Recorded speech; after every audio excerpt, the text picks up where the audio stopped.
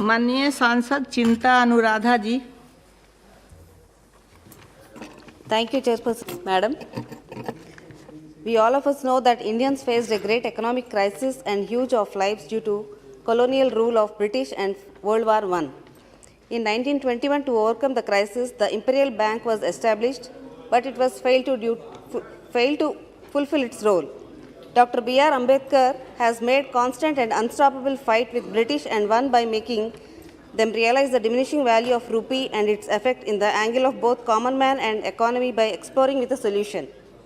The Reserve Bank of India was conceptualized by Dr. B.R. Ambedkar based on his book, The Problem of Rupee, Its Origin and Its Solutions. He has represented to form Reserve Bank and submitted a book called History of Indian Currency and Banking to Hilton Commission. The British government has handed over its responsibility to Simon Commission, which was formed in 1927. Simon Commission has organized 3 roundtable conferences and approved the need for formation of Reserve Bank of India. Eventually, the Central Legislative Assembly passed Dr. B.R. Ambedkar's guidelines as the RBI Act 1934, so that Reserve Bank of India was established and has been functioning its services without interruption.